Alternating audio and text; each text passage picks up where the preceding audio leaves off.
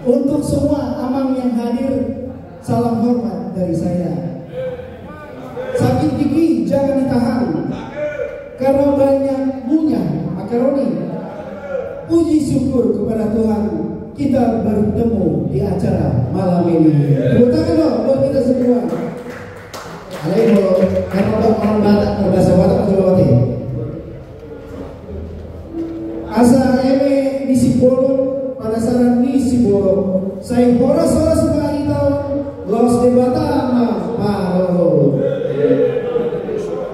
Asa Sibolo mabungkuk di lagi-lagi. Saya orang mahita luhut horas jalan gawe. Jadi Bapak Amang semua kami persilakan dulu karena kita akan masuk kepada presentasi atau pemaparan kesehatan. Nah, sekarang ini yang hadir pada acara ini adalah dokter atau kepala Departemen Medical Check-up Rumah Sakit Siloam Sriwijaya, Dr. Esti. Dr. Esti ini sudah lama berkecimpung di dunia kesehatan dan dia mengepalai bagian medical check-up Rumah Sakit Siloam Sriwijaya yang akan memberikan pemaparan perihal bagaimana sehat dan bahagia di usia lanjut.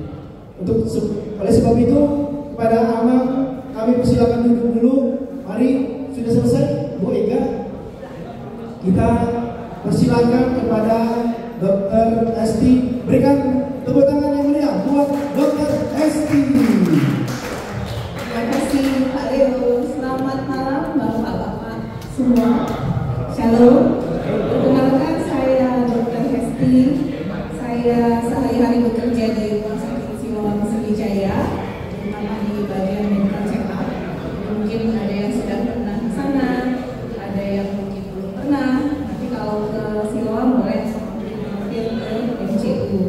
Nah, pada hari ini kita akan sedikit membahas terkait apa yang perlu kita persiapkan ataupun juga perlu dijalani dalam menjalani kehidupan di usia lanjut. Kemarin saya tanya nih, datang usia berapa? Saya di atas 40. Nah, tapi ada juga mungkin yang masih muda-muda, termasuk saya. Jadi ini sebenarnya adalah materi yang mengingatkan kita semua, bukan hanya bapak-bapak yang ada di sini.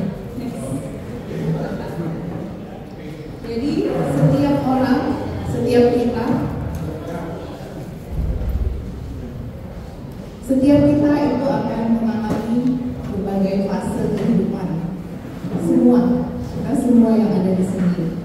Jadi pasti akan menjalani dari bayi, anak, remaja, dewasa, kemudian sampai akhirnya masuk ke usia lanjut. Nah, ternyata usia lanjut ini dari tahun ke tahun terus bertambah. Kalau kita lihat dari data yang disampaikan dari BPS, Badan Pusat Statistik, ternyata angkanya makin bertambah.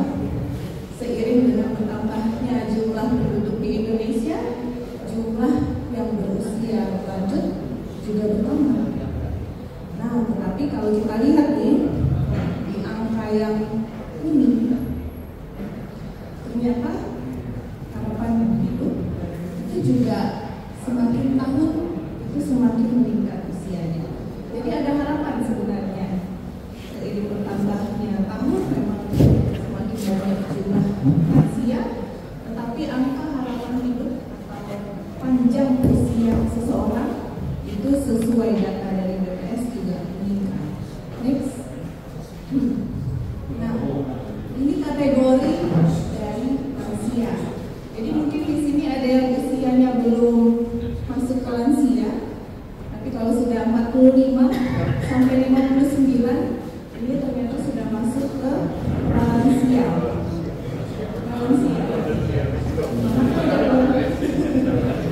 Pak Leo begini ya Pak. Nah, kemudian usia 60 sampai 69 itu lansia muda. Nah, jadi tenang aja Bapak-bapak, kalau umurnya 69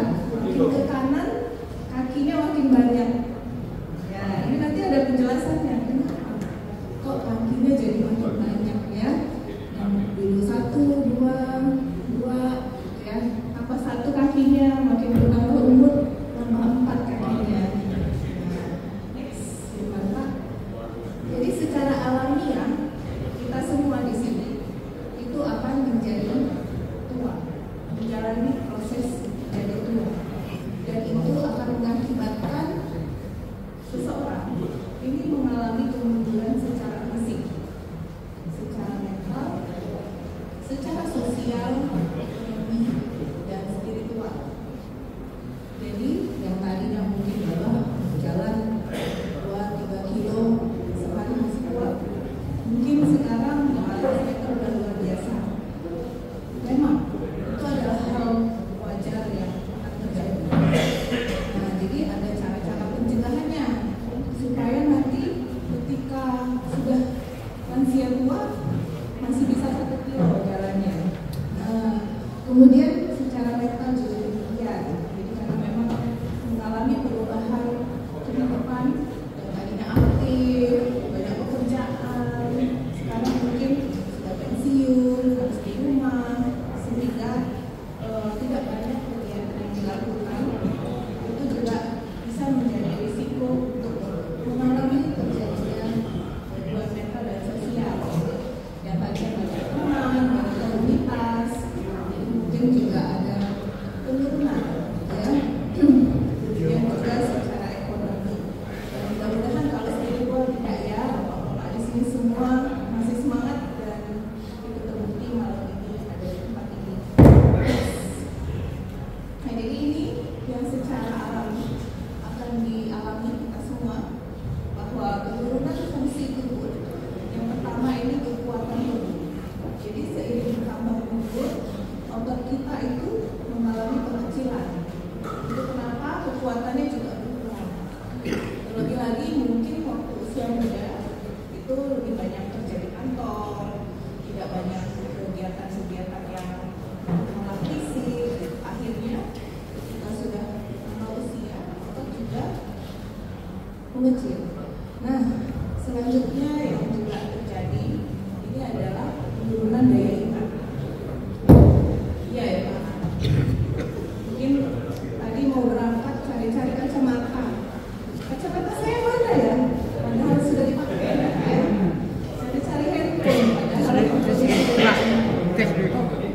jadi memang betul terjadi penurunan daya ingat, dan kalau memang daya ingat yang terjadi penurunannya cukup tinggi, ini jangan ragu-ragu untuk selalu membawa identitas, KTP, gitu ya, kemudian kemudian karena ada kejadian lupa alamat pulang, gitu ya, lupa nomor telepon, gitu. Jadi memang seiring bertambah usia terjadi penurunan daya ingat.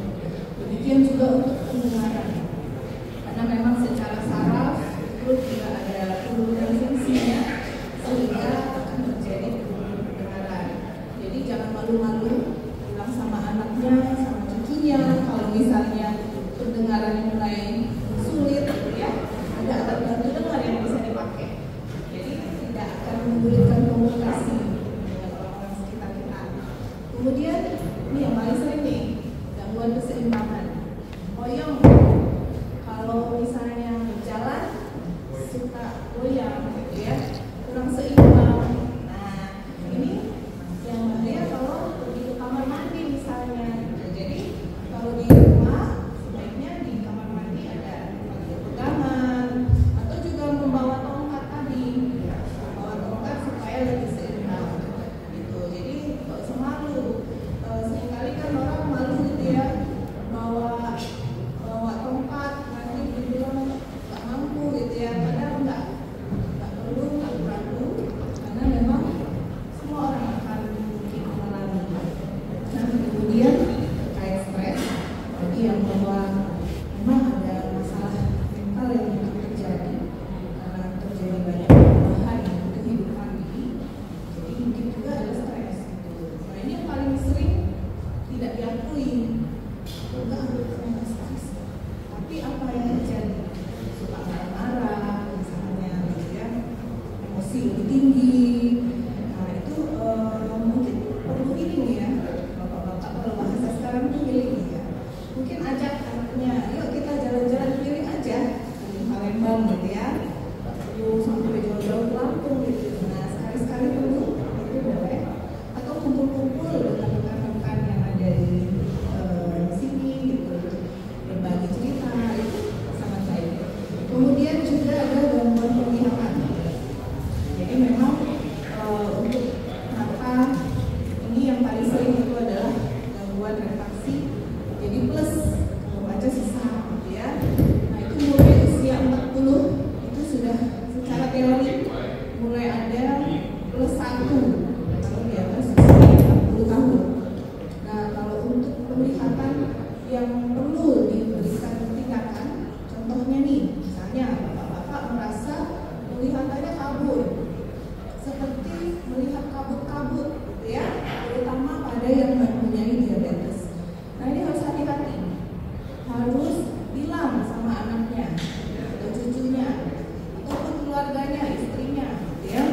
Penglihatan saya kok nggak enak ya. Melihat Pak Leo misalnya dari sini cuman hidungnya aja yang kelihatan. Itu terjadi. Orang tua saya mengalami itu, tapi untungnya dia bilang gitu ya. Jadi cepat terdeteksi ternyata ada katarak. Nah, katarak ini di usia di tahap yang sesuai untuk diberikan tindakan, itu nanti masih bisa melihat dengan jelas tanpa kacamata malahan gitu ya. Tapi kalau terlambat malah nggak bisa diapa-apain.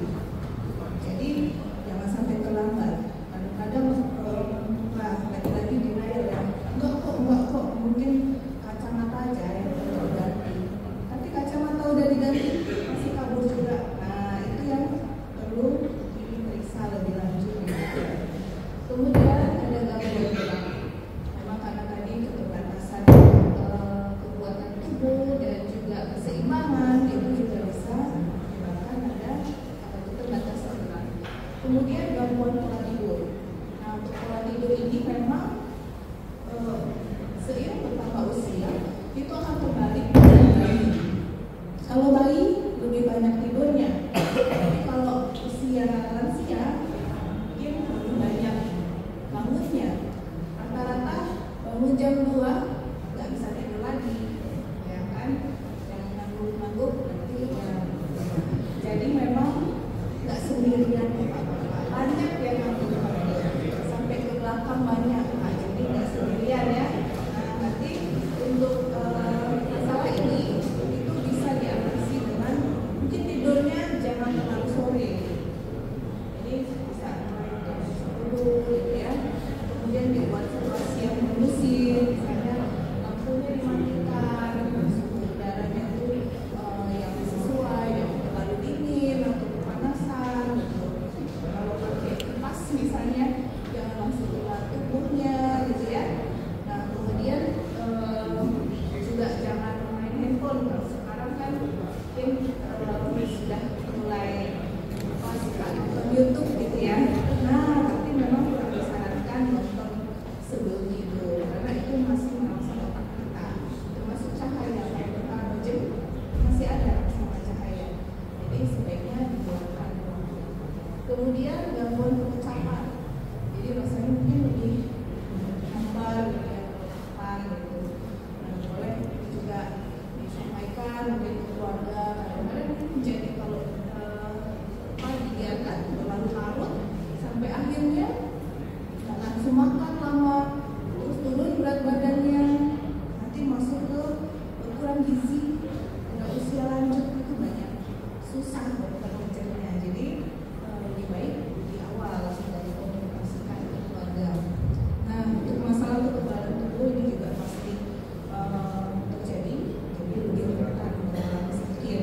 Jadi perlu mungkin dilakukan vaksinasi misalnya untuk mencegah influenza, atau misalnya pergi ke tempat-tempat yang jauh, misalnya harus berangkat kemudian dan perjalanan ya boleh memakai masker misalnya sehingga tidak mudah tertular penyakit. Kemudian juga gangguan pencernaan ya, ada gangguan pencernaan. Jadi memang yang menurun fungsi pencernaannya tidak seperti dulu. Kalau dulu suka makan pedas masih kuat, sekarang mungkin sudah mulai sensitif gitu. Nah jadi hanya kita sendiri yang bisa ketahui tubuh kita. Tapi juga kondisi seperti yang tadi karena tuntutan dari masalah pengucapannya. Next. Nah untuk gangguan kesehatan dari penyakit yang mungkin timbul ini misalnya penyakit degeneratif kardiovaskuler ya, hipertensi yang paling sering naik mulai tensinya tapi nggak mau minum obat. Kira-kira kenapa nggak mau minum obat? Karena takut dok ginjalnya rusak gitu ya. Justru terbalik, kalau hipertensi tidak diobati justru ginjalnya yang bisa rusak. Jadi hipertensi harus diturunkan, tidak boleh kita biarkan karena dia memang tidak menimbulkan keluhan, tetapi proses di dalam tubuh kita ini terjadi. Ada yang nanti bisa jadi stroke atau gangguan fungsi ginjal atau jantungnya membengkak gitu ya. Nah jadi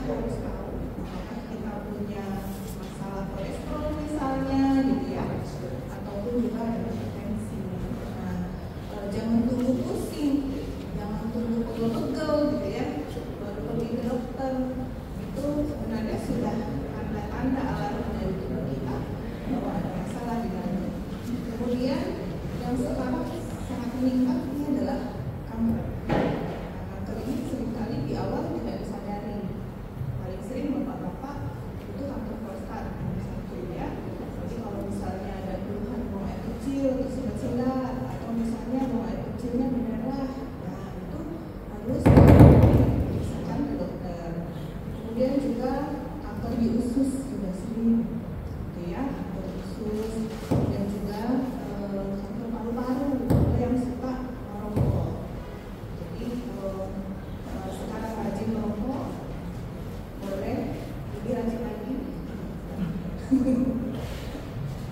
Jadi mulai lebih kurangi atau berhenti. Nah, masalah saraf yang paling sering timbul itu adalah Parkinson atau Alzheimer ya. Alzheimer itu gangguan daya ingat. Jadi nanti seiring bertambahnya waktu, kadang-kadang lupa, bahkan lupa anaknya, lupa cucunya, lupa hal. Nah, itu yang berbahaya. Jadi kalau sudah sampai ke tahap itu, sudah lupa-lupa semua, itu sebaiknya melakukan pemeriksaan ke dokter saraf. Di tahap awal masih bisa kita berikan obat-obat supaya bisa terkendali. Nah, yang berikutnya masalah tulang dan otot. Misalnya ada osteoartritis atau peradangan di sendi-sendinya. Ada yang suka dokter karena jempol kaki saya bengkak, gitu ya, ternyata asam uratnya tinggi. Atau ada yang lututnya sakit, naik tangga sakit, ternyata juga ada peradangan di lututnya. Kemudian ada yang osteoporosis, keropos tulangnya. Nah, ini semua sebenarnya di tahap awal bisa dideteksi. Jadi tidak berlarut-larut. Ingat angka harapan hidup tadi, rata-rata di berapa Pak? 70-an ya. 70-an itu mungkin kita dianugerahi Tuhan sampai 85 atau bahkan 90 mungkin ya. Tapi bagaimana menuju ke 90 itu yang penting. Bagaimana kualitas hidupnya. Jangan sampai menuju ke sananya sambil berbaring atau sambil sakit gitu ya. Itu akan merepotkan keluarga, juga merepotkan kita sendiri. Jadi semua harus dideteksi awal. Nah, masalah mental yang tadi juga sudah dibahas, bisa terjadi depresi, gangguan kecemasan, pasti juga kecemasan dalam menghadapi hidup ini. Dan kasus kecemasan ini makin meningkat.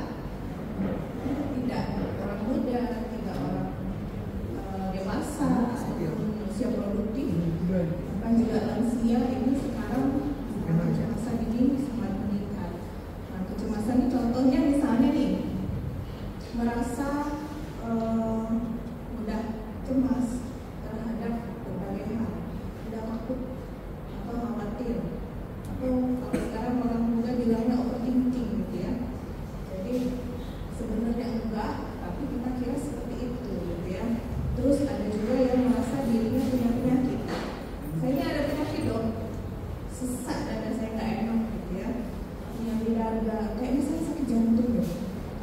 Kita periksa, semua diperiksa, bagus hasilnya, kan termasuk faktor risikonya. Ternyata masalahnya kecemasan. Jadi ini terkadang masalah mental yang menyebabkan masalah fisik. Ada juga saya dapatkan kasus itu yang asma. 6 bulan berturut-turut setiap hari dia sesak. Bagaimana rasanya sesak setiap hari itu tidak menyenangkan gitu ya. Sudah diperiksa semua bagus, cerita-cerita, ternyata masalahnya kecemasan juga. Berobatnya kemana?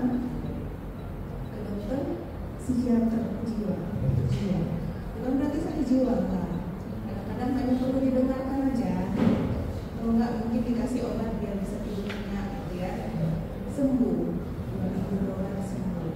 Nah, jadi sekali lagi hanya kita yang tahu itu. Kemudian yang berikutnya adalah masalah psikologis dan perilaku pada demensia. Nah, jadi karena yang muda-muda juga, jadi harus maklum juga ketika memiliki atau merawat orang tua yang ternyata mengalami perilaku gitu. Yang tadinya mungkin mandiri, itu kamar mandi sendiri, sekarang mau kayak kecil di mana-mana gitu ya. Itu termasuk mungkin perilaku yang terjadi. Ada juga yang mengalami bipolar ataupun skizofrenia. Nah, berikutnya ini yang paling penting.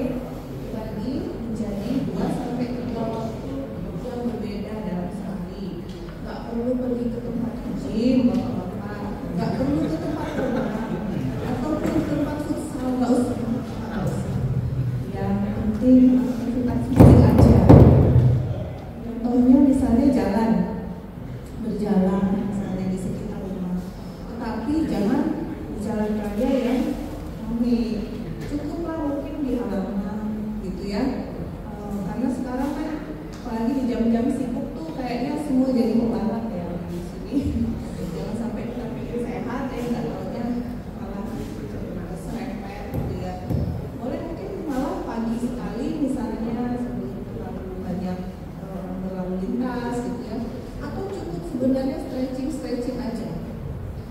Misalnya gerak-gerak fisik aja, gerak-gerak anggota tubuhnya gitu ya. Banyak kok senam-senam lansia, ada senam otak juga bisa dilakukan. Nggak perlu kemana-mana, cukup di rumah saja. Nah, manfaatnya itu bisa meningkatkan kekebalan tubuh, meningkatkan produksi hormon endorfin, yang ini tadi bisa mengurangi stres. Kemudian juga menjaga berat badan tetap normal dan meningkatkan kekuatan tulang dan otot kita. Next, pilihannya apa nih? Yang bisa berenang boleh berenang. Kalau nggak bisa nggak usah les Pak. Cucunya aja yang les berenang gitu ya. Kemudian boleh menari, ya nggak usah malu-malu, boleh menari gitu ya. Mungkin di sini nanti kalau minggu depan ada PA lagi atau ada kebaktian lagi, boleh tuh setelahnya ada acara nari gerak tubuh bersama-sama gitu ya. Kemudian juga bisa jalan cepat, bersepeda, latihan keseimbangan atau yoga dan kebenaran gitu ya. Nggak perlu tapi harus disesuaikan dengan kondisi fisik. Selain olahraga, jadi olahraga itu sebenarnya adalah level tertinggi dari aktivitas fisik. Aktivitas fisik ini, jadi olahraga itu adalah suatu aktivitas fisik yang bersifat kompetitif. Nah, jadi harus ada temennya, ada target waktu. Nah, kita nggak perlu tuh kalau sampai ke sana ya. Yang penting bisa juga aktivitas fisik, misalnya mengasuh cucu gitu ya, dengan cucunya atau bermain puzzle bersama-sama supaya ingatannya tidak mudah lupa. Bisa juga yang suka berkebun, yang suka berkebun bener-benerin rumah boleh, tapi nggak usah manjat-manjat karena bapak-bapak. Jadi mungkin yang dibawa-bawa aja gitu ya. Nanti yang manjatnya aja atau tukang. Kemudian juga bisa membuat kerajinan tangan oleh ibu ini. Next, untuk makanan yang bisa dikonsumsi atau bagaimana polanya, ini ya harus bergizi seimbang dan bervariasi. Jadi kadang-kadang tuh seleranya mungkin itu aja, mereka tidak memenuhi gizi yang kita perlukan. Akhirnya berujung kepada misalnya ada anemia gitu ya. Karena misalnya tiap hari aku sukanya tahu karena lembut bisa digigit gitu ya. Ya makan tahu tiap hari gitu. Tanpa ada sayurnya, tanpa ada ikannya misalnya ya. Itu akhirnya bisa juga anemia. Jadi kalau kita makan, bayangkan aja piringnya bapak-bapak ya. Semua piringnya bulat ya. Kalau ada yang kotak boleh juga dibayangkan ya. Bagi dua, dibagi dua. Setengahnya itu isi dengan sayur dan buah. Sayurnya macam-macam, apapun yang masih bisa dikunyah. Kadang-kadang kan nggak ada rezeki ya. Nah bisa diganti yang lembut, misalnya labu siam atau wortel direbus gitu ya. Yang masih bisa dicerna atau yang masih bisa kita punya. Kemudian buahnya yang ada aja, misalnya pepaya atau pisang ataupun apapun boleh. Nah nanti tadi kan masih ada setengahnya ya. Setengahnya kita bagi dua lagi. Setengahnya kita isi nasi, boleh karbohidrat ya, boleh nasi, boleh ubi, boleh kentang gitu ya. Itu sama. Jadi jangan setengahnya kita isi nasi, seperempatnya diisi mie gitu ya, seperempat itu diisi telur.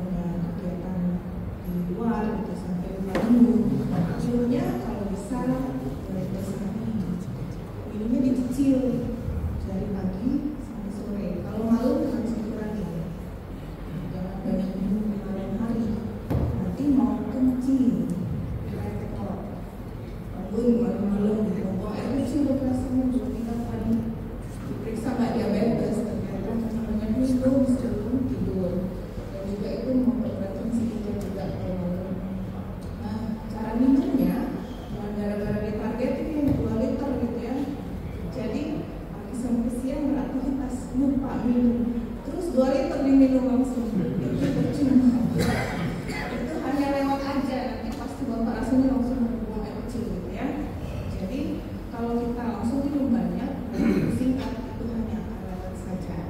Jadi minumnya harus dicicil-cicil, kayak sekarang segelas. Kemudian modifikasikan bentuknya sesuai kemampuannya Anda aja. Yang besok istrinya disuruh, kemarin kata dokter harus lengkap, gitu ya, harus ada daging. Padahal nggak harus daging kok Pak, apa ya? Kemudian pengolahannya harus dikurangi, yang terlalu asin, garam, gula dikurangi. Kemudian yang berlemak juga, karena bisa berisiko untuk hipertensi, diabetes, gitu ya. Kemudian frekuensinya itu bisa 3 kali bulan pertama dan 3 kali selingan kalau diperlukan. Selingannya cemilan aja gitu ya. Makannya juga dalam porsi yang wajar. 1 piring tadi aja, jangan tambah. Nah, istirahat. Makanya kita juga sudah sedikit singgung. Kalau mau tidurnya berkualitas, karena memang seiring bertambah umur kita berkurang jam tidurnya. Matikan TV atau gadget 1 jam sebelum tidur. Jangan nonton atau main HP, karena rangsangan cahaya tadi radiasi itu bisa menyebabkan masalah gangguan tidur. Cahaya lampu juga pastikan memiliki suhu yang rendah, tenang, hindari kegiatan di kamar. Jangan sehari-hari di kamar aja, nonton TV di kamar. Nanti mau nyemil sambil nonton di kamar, gitu ya. Main HP di kamar juga. Itu kan akan menyebabkan kita jadinya suntuk dan memang jadi bosan ya. Kemarin terus juga akan mengalami nyeri-nyeri otot gitu dan juga susah tidur. Kemudian hindari memasang jam dinding di kamar. Kenapa? Karena bunyi letaknya ya, titiknya itu. Kecuali mungkin jangan mengarah ke kita juga. Nanti cahayanya kan kelihatan. Kemudian cahaya dan suaranya itu membuat kita sedang sedikit. Kemudian yang keempat, tadi kita tahu bahwa risiko gangguan kesehatan ini sangat tinggi. Bagaimana kita menjaga kesehatan kita supaya kualitas hidup kita tetap baik sampai akhirnya nanti, itu adalah dengan deteksi ini. Jadi kita harus pemeriksaan rutin, dan kalau memang ada kelainan minum obat. Kadang-kadang nggak mau periksa dok, nanti ketahuan semua penyakit saya, gitu ya. Sayang Pak, lebih baik ketahuan cepat, minum obat cepat, sehingga tidak timbul penyakit yang menyebabkan gangguan fisik terlalu. Kemudian yang kelima, kita harus menjaga ingatan tetap kuat. Contohnya bisa bermain bersama cucunya tadi, main pasir, atau kalau olahraga berjalan itu lebih disarankan. Kalau kita berjalan sambil lihat itu melatih memori kita juga. Tapi sekali lagi, tolong harus safety, jaga keamanan pada saat kita berjalan juga. Kemudian yang keenam, menjaga hubungan baik dengan orang lain, ya, supaya pikiran kita juga tenang, tidur menjadi nyenyak, gitu ya, dan tidak ada ganjalan di dalam hati. Kadang-kadang mau tidur dongkol sama istrinya, gitu ya. Akhirnya tidurnya gini, hubungan gitu. Nah itu termasuk juga hubungan dengan orang lain. Orang lain itu kan orang di luar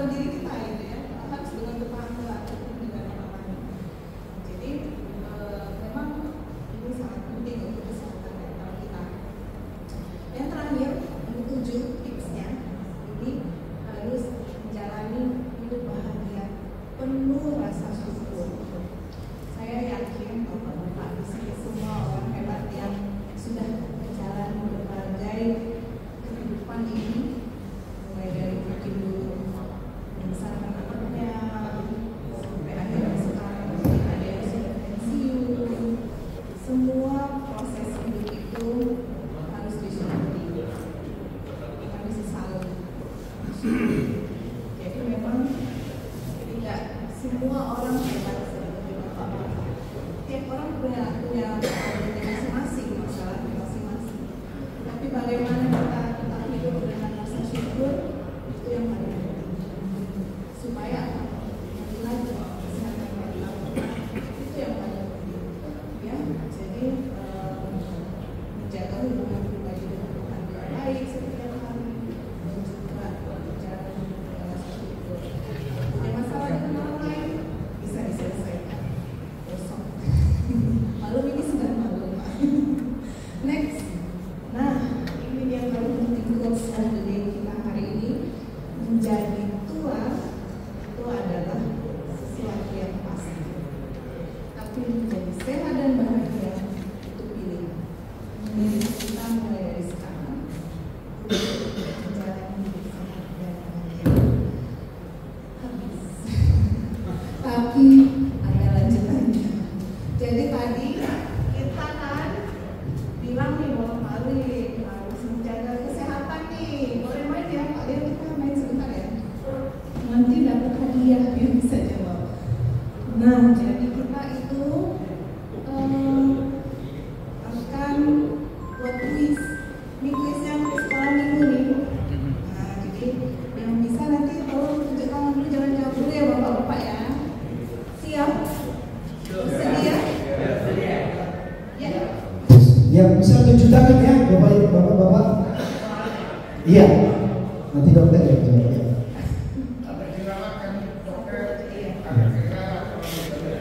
Ini ada gambar, kira-kira Iya. yang bisa nebak ini Yang bisa tebak silakan tunjuk tangan dan berdiri. Dapat gimmick dari sekolah Sriwijaya Palembang. ada gambar jubah, sumur, sama 3 anak. anak laki-laki. Oke, siapa bisa jawab? Ada yang ingat cerita sekolah? Cerita Alkitab. Ada yang tahu? Tunjuk tangan, berdiri langsung. Ayo, nggak apa-apa, salah nggak apa-apa. Boleh Pak? Boleh Pak coba? Ayo. Iya, siapa? Ibisi-ibisinya ya. Apa nih Pak jawabannya? Boleh maju Pak?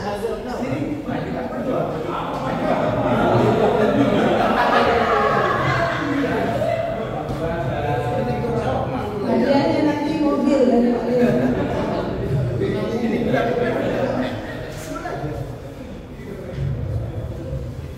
Yusuf masuk sumur. Ya, kira-kira gimana Bapak-bapak? Bisa ya? Kita lihat ya jawabannya ya. Berbagi kasih dengan saudara.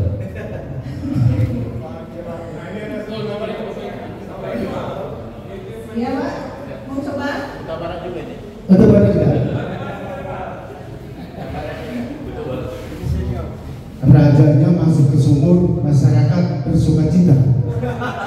Oke, kita tampung dulu dua jawaban. Kira-kira mana yang benar ya? Oke, tepuk tangan dong. Jadi jawaban. Silakan dokter. Next. Ini cerita tentang Yusuf dijual sama Yusuf dijual oleh saudara saya. Gimana? Mana yang benar dokter? Bapak yang benar.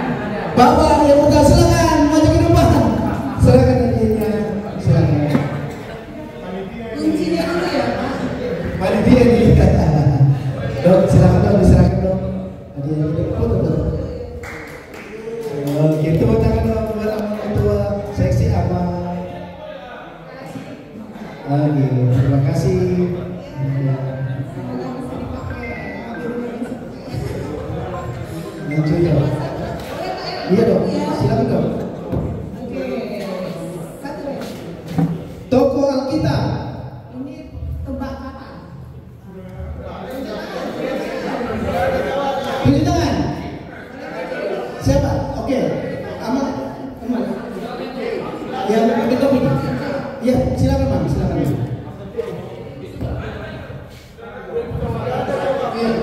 Toko Alkitab itu dia Sakeus.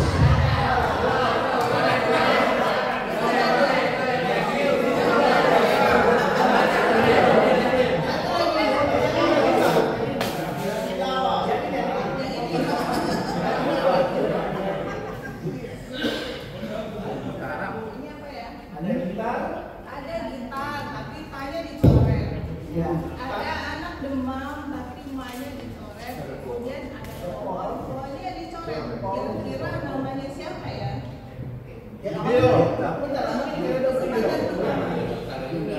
Lupa. Oke. Siapa lagi? Oke, silakan. Gideon. Ya. Silakan maju, Bang. Maju, Bang. Tepuk tangan dong buat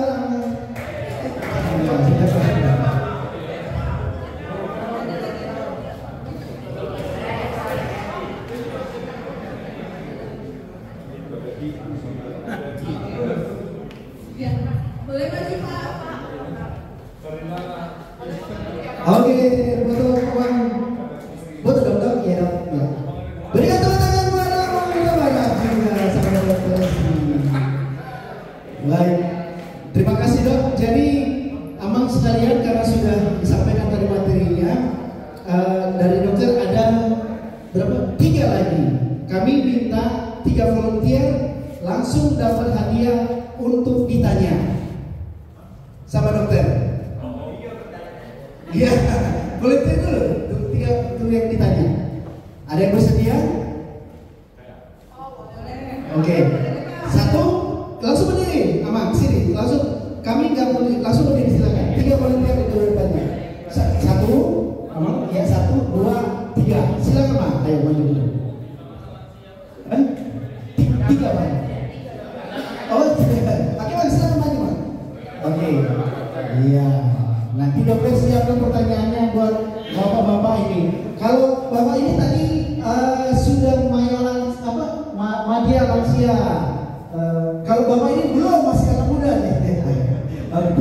Dokter silakan dok. Untuk yang mana dulu dok? Yang muda dulu. Yang muda. Oke, silakan. Tadi mungkin namanya beliau adalah calon Situa T Siwajuta. Silakan dok.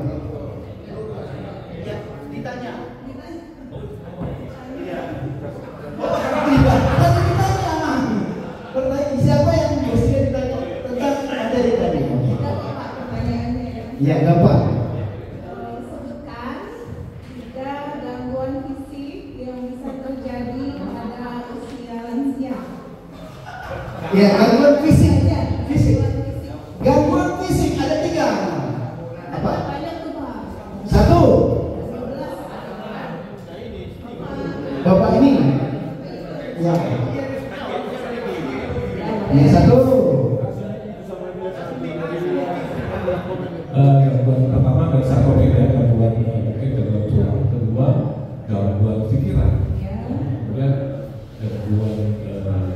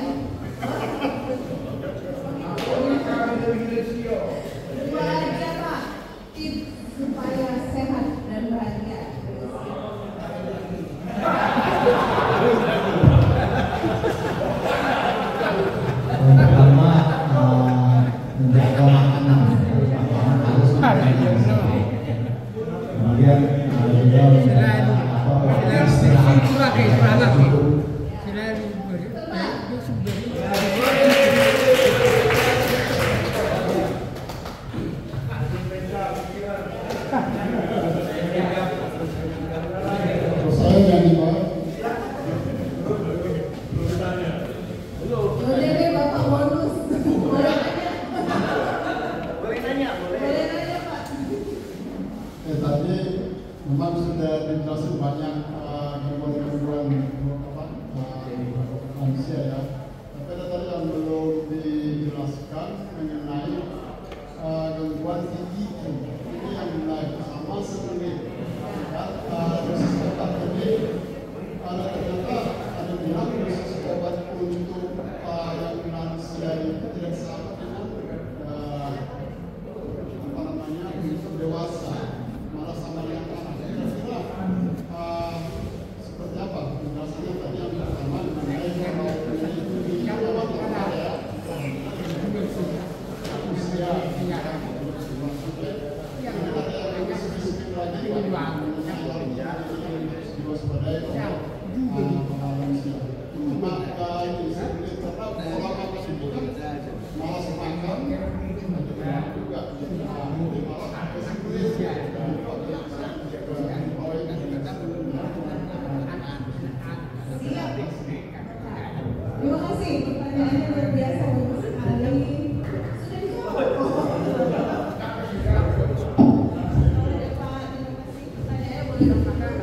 Oke, silakan. Jadi yang pertama Bapak bertanya terkait kesehatan gigi ya, kesehatan gigi pada usia lansia, kemudian masalah sembelit gitu ya. Betul sekali, memang ini dialami hampir semua orang yang sudah bertambah usianya. Nah jadi memang kalau tidak ya ya boleh, tapi gimana Pak? Boleh, kasih kesempatan dua ya Pak setelah ini ya, karena tadi sudah satu. Jadi yang pertama terkait gigi. Jadi memang kalau giginya masih utuh, belum goyang-goyang, masih ada giginya harus dirawat. Kita harus lihat apakah ada kambing misalnya, atau ada yang bolong gitu ya. Apalagi kalau yang suka merokok, itu kan jadi stain. Nah, jadi kita harus melakukan pembersihan dokter gigi. Karena kalau misalnya kita biarkan, nanti bisa menyebabkan dokter kita itu udah laku, udah bolong, gitu ya Pak. Itu kalau gigi. Nah, kemudian memang kalau ada penyakit, misalnya diabetes, gitu ya, itu juga bisa menyebabkan giginya sudah lepas, sehingga gulanya harus dikontrol. Jadi kita harus pahami dulu risiko yang ada di dalam tubuh kita, baik secara sistemik, misalnya ada masalah kesehatan yang atau penyakit yang sudah diderita sekarang, itu harus kita kontrol. Selanjutnya anatominya sendiri, dari giginya sendiri ada masalah enggak? Gigi yang bolong kita biarin, ngajak-ngajak temennya nanti, sebelahnya diajak bolong juga, gitu ya, karena kembali jalan. Jadi itu untuk masalah gigi. Nah kemudian kalau giginya itu sudah keburu habis duluan gitu ya, kalau ada gigi gitu ya, mau nggak mau kita akan menyesuaikan pola makannya. Jadi harus mungkin makanannya yang udah dikunyah, yang lebih lembut gitu ya. Ada yang nggak nyaman soalnya pakai gigi palsu, memang lebih disarankan pakai gigi palsu. Tetapi kalau nggak nyaman, ya disesuaikan makanannya.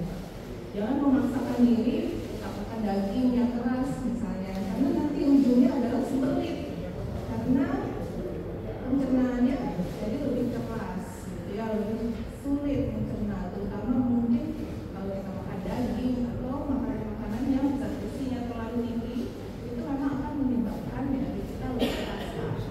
Nah masalah sembelit tadi, karena kita juga kurang serat misalnya, atau kurang minum air putih, gitu ya, sehingga BAB-nya lebih keras. Satu lagi, tadi Bapak sudah sebutkan juga, kan makanya di BAB akhirnya sembelit. Sebenarnya itu bukan sembelit gitu ya, tapi karena yang masuk sedikit, Bapak jangan berharap keluarnya banyak, nanti minus Pak. Jadi kalau memang masuknya sedikit ya, jangan berharap banyak keluarnya ya Pak.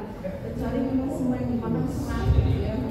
Kalau seratnya banyak, tentunya juga akan menggunakan pencernaan seperti itu Pak. Jadi itu jawaban pertama. Dan kedua ada lagi. Terima kasih Dok. Baik, jadi yang kita akan kasih 3 yang bertanya. Yang tadi dari Amang Nenggolan 1, Amang Syahri 1, Amang Pasaribu 1. Untuk yang 3 orang ini kami akan berikan voucher MCU gratis dari Siloam Sriwijaya Palembang. Nanti ketemu sama dokter, yaitu voucher Merdeka Gangguan Kolesterol atau Merdeka Gangguan Diabetes, Merdeka Gangguan Ginjal, atau Merdeka Gangguan Asam Urat pilihan. Tepuk tangan dong buat Siloam Sriwijaya. Baik, 3 yang bertanya. Untuk inang konsumsi boleh dibagi sekali sambil jalan, tanya sambil dilihat. Silakan Amang yang bertanya dari Amang Nenggolan yang pertama, silakan. Makasih, selamat malam Ibu Dokter, ini orang Barat. Jadi yang saya tanyakan ini ada 2. Yang pertama, kalau kita mau berpotensi, untuk mencari penyakit, saya sudah pernah sampai Kutigor dokter. Dia pertama memakai pakai tetre, yang mengukur tensi saya. Jadi dia omongkan tinggi, saya kurang kuat, sedangkan saya adalah rendah. Saya ke tempat yang lain, kok normal, bagus. Nah, saya pindah lagi ke tempat lain, berbeda. Jadi 3 kali saya mengukurnya itu bisa berbeda. Maksudnya pertanyaan saya di situ, yang sebenarnya kalau kita mencari yang aslinya itu di mana kita mengukur tensinya. Nah itu. Yang nomor 2 pertanyaan saya, tadi sudah saya katakan kita orang Batak. Mohon maaf, 1000 kali mohon maaf. Agak unik pertanyaan saya ini. Kalau orang Batak, kalau kentut dimarahi, ya kan langsung ketahuan kan? Nah, sedangkan saya kalau kentut mau ada kolongan itu, kalau didengar dokter 50.000 dikasih saya. Nah, kenapa saya jawab begitu? Berarti jawab orang itu, berarti khusus kita bagus. Nah, yang mempertanyakan di sini, waktu kita operasi, sebelum kentut jangan dulu makan, kata dokter. Sebabnya itu apa dokter? Itu yang pertanyaan saya. Terima kasih. Baik Pak, terima kasih. Jadi mulai besok ada perjanjian, kalau ada yang kentut tidak boleh diejek. Jadi terima kasih Pak pertanyaannya. Saya merasa seperti ulangan PPKN Pak. Ada anaknya soalnya. Jadi ada A, ada B ya. Yang A dulu terkait tensi tadi yang berubah-berubah ya Pak. Jadi memang tensi kita itu tidak akan mungkin sama terus. Pasti akan berubah. 5 menit, 10 menit kita ulangi pasti berubah. Makanya. Jadi sekarang yang menjadi standar nasional itu adalah tensi yang digital. Jadi kita tidak lagi menggunakan manual, tidak disarankan. Bukan berarti tidak boleh ya. Manual yang jatuh masih boleh, tapi kalau terkalibrasi dengan baik. Atau misalnya menggunakan yang digital. Nah, kalau yang maksa itu benar-benar sudah dilarang pemerintah. Nah, jadi kalau untuk tensi Pak, ada cara pemeriksaannya yang baik, gitu ya. Jadi kalau Bapak pergi ke tempat pemeriksaan tekanan darah, mungkin di sini kadang-kadang ada baksos ya, biasanya gitu ya. Nah, nanti Bapak duduknya seperti sekarang Pak, bersandar, nyender di tempat duduknya. Kakinya harus menapak di tanah, napak di tanah, bukan di langit, Pak. Jadi duduknya harus sesuai, jangan disilangkan maksudnya di tanah ya Pak. Kemudian mejanya harus setinggi dada.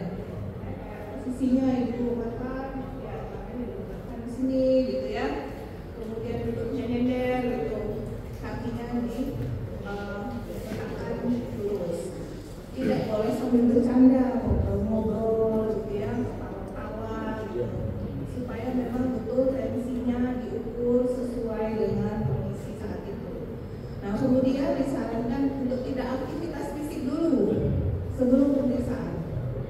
Jadi jangan sampai jalan cepet-cepet, ulangi, atau habis malam gitu ya, pasti naik tensinya. Gitu. Nah, jadi kita punya irama sirkadian paling tinggi tensi kita itu di malam hari sampai pagi hari.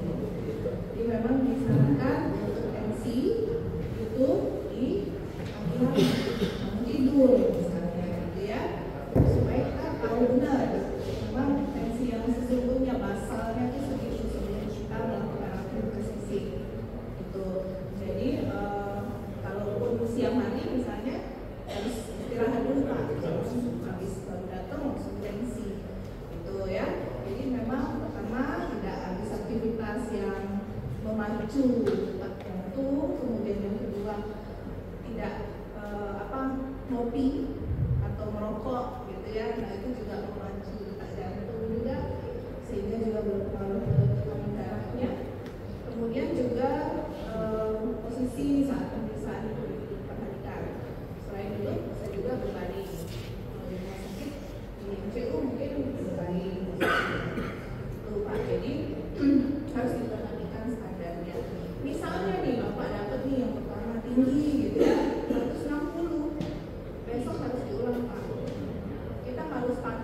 paling nggak seminggu 2 minggu kita periksa dulu. Kita lihat rata-ratanya berapa. Karena kita mau tahu apakah sudah memang hipertensi tetap. Gitu. Jadi dibuat catatan. Oh hari ini 140, 150, 145, 130, ya. Kita lihat.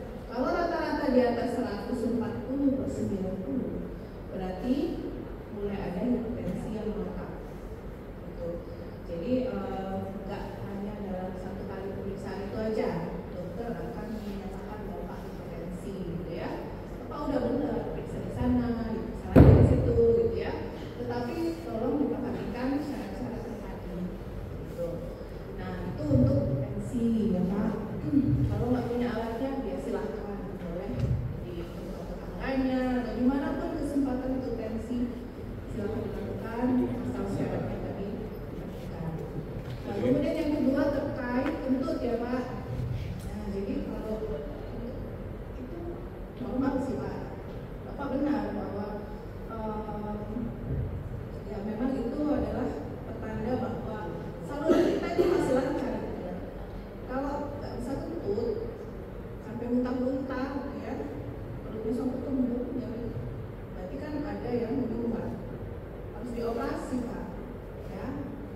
Jadi kalau bisa kentut itu memang normal. Penyebabnya sendiri itu ada banyak. Memang ada produksi yang berlebihan gas di dalam perut, atau memang produksi normal ya di perut yang akan menghasilkan gas dari setelah perjalanan.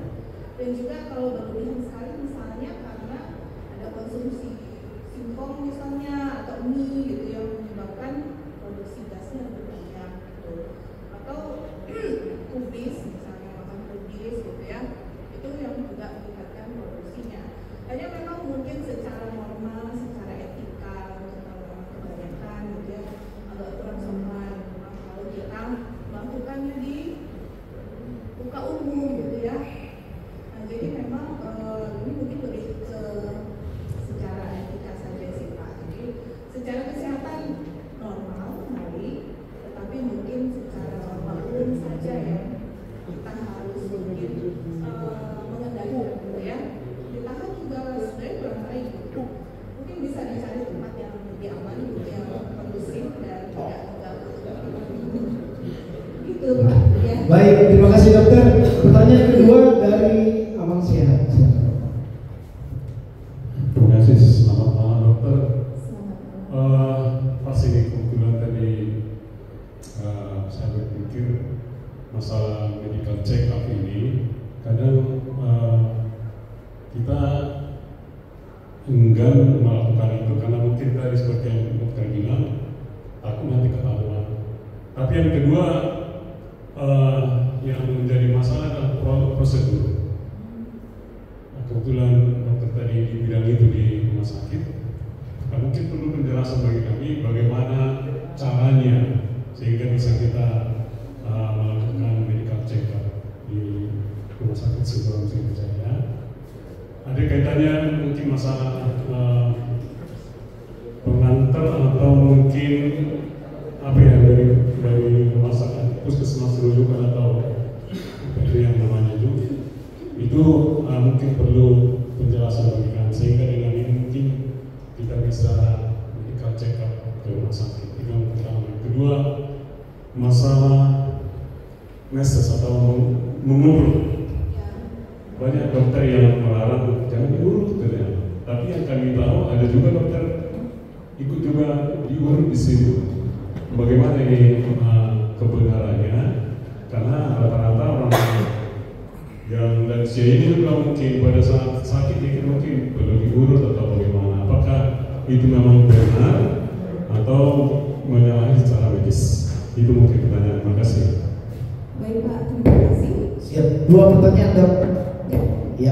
Jadi untuk pertanyaan pertama terkait prosedur medical check up, jadi kebanyakan memang orang bilang rumah sakit itu mau check up gitu ya. Sebenarnya di sini yang kita maksud dengan medical check up itu adalah pemeriksaan sebelum ada keluhan, artinya preventif, bukan kita kuratif atau mengobati gitu ya. Nah, kalau sudah punya keluhan, silakan. Saya mau pakai BPJS, tidak rujukan ke rumah sakit menuju dokter spesialis yang memang dibutuhkan.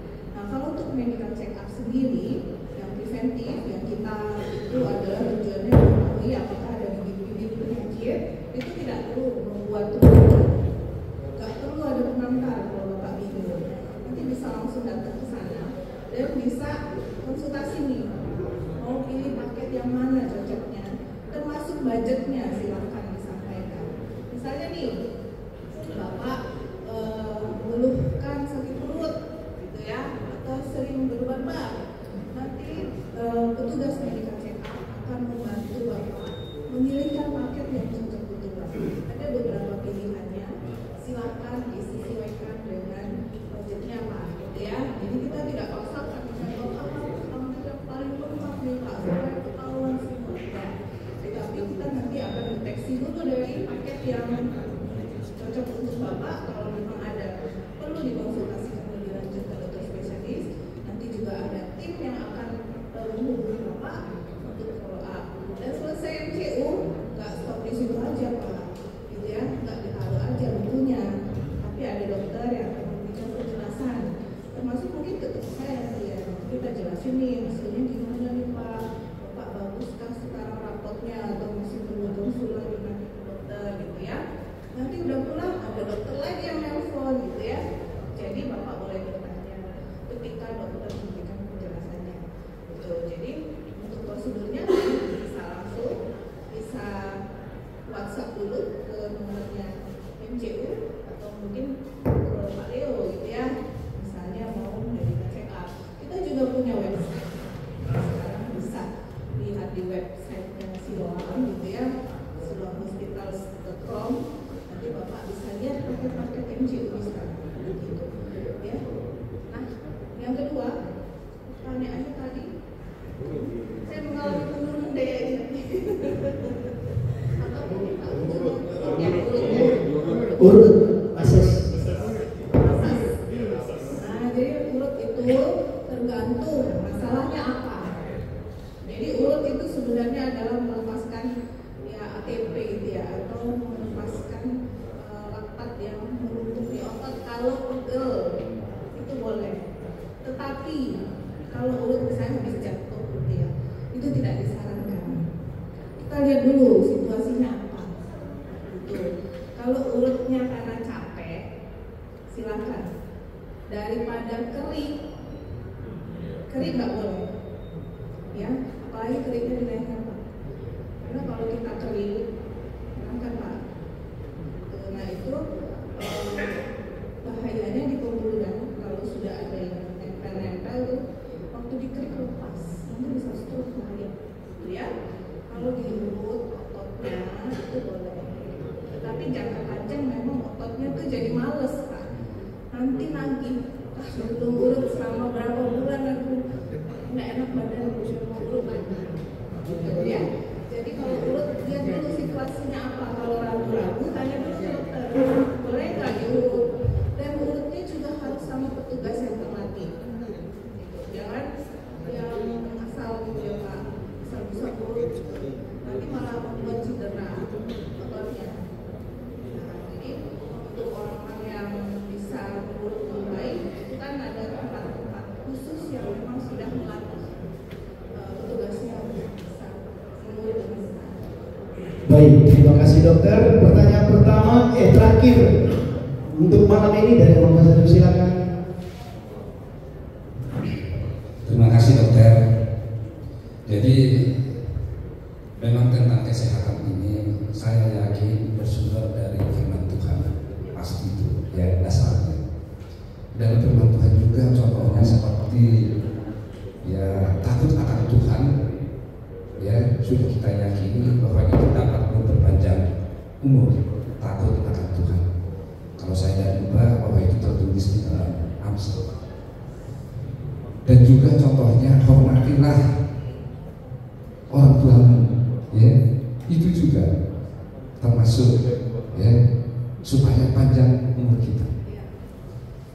Dan memang orang-orang pintar juga sudah ya mempelajari katakanlah secara statistik ya bahwa ya umur sehat untuk meninggal itu sebetulnya 70 ya, dan maksimumnya adalah 120, dan itu sebetulnya sudah tertulis dalam Alkitab.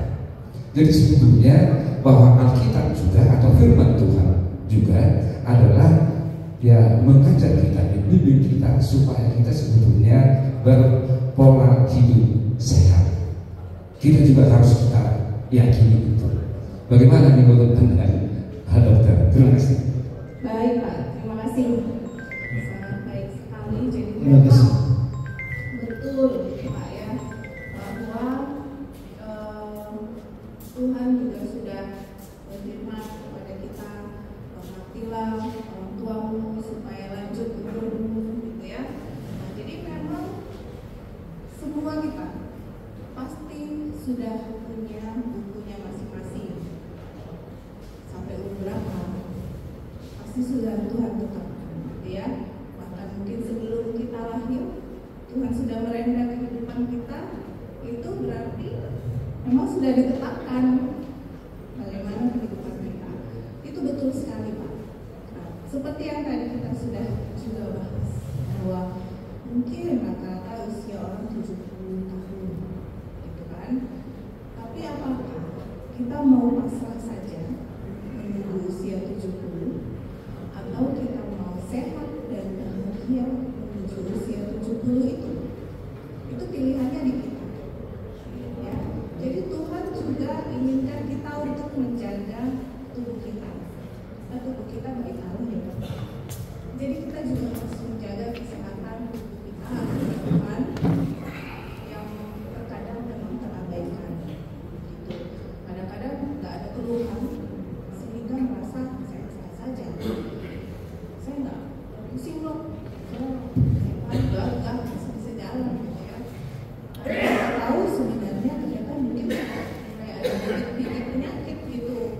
Nah, ketika kita nggak deteksi dini, contohnya aja sudah ada gula yang ternyata tinggi gitu ya, tapi baru ketahuan kita kena stroke atau kena katarak gitu. Itu kan sebenarnya terlambat. Oke, mungkin setelah stroke masih hidup sampai 70, tapi sequel ataupun gejala sisa dari stroke-nya akan berjalan sampai nanti umur 70. Ya, pilihan hidup kita mulai dari sekarang.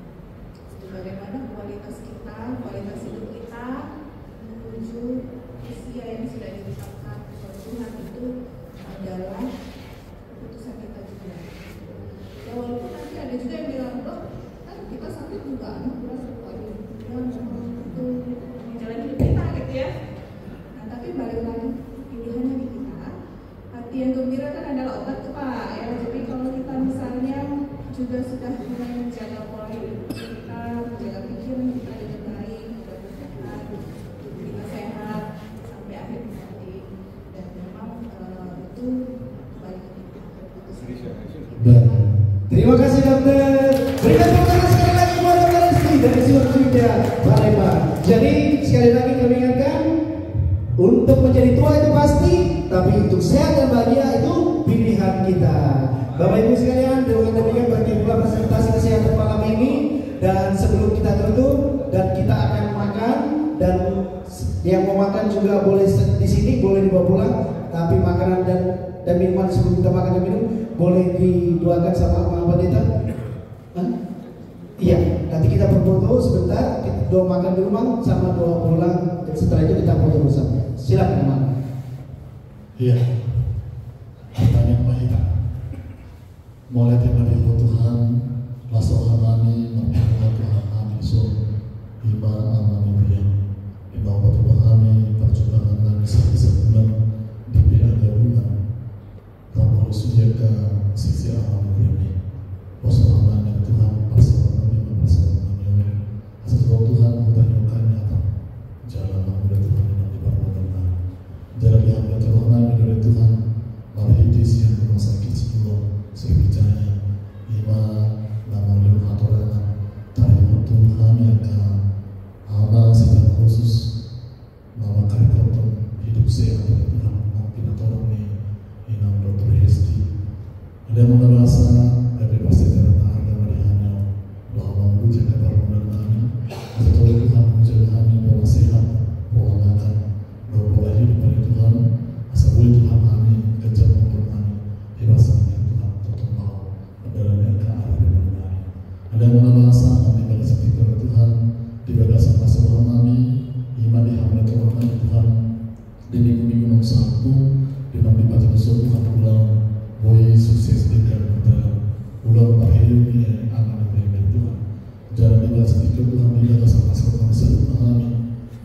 langsung masuk ini. Mari didikan surat Tuhan sudi antara kaum kami ibadah Tuhan sebenarnya sinu nana yang kami masuk Tuhan jumuro asal dari dulu Tuhan kami.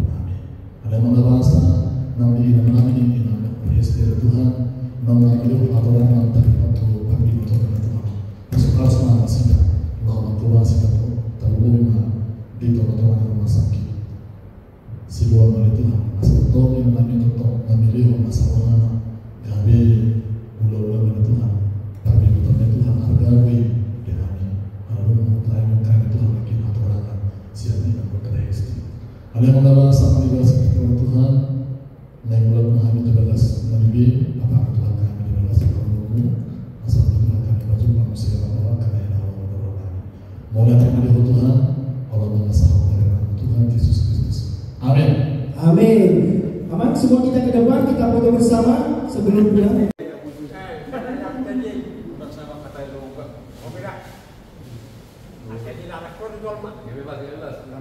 Itu nggak satu, gitu. Oke, semuanya kasih jempolnya, jempol.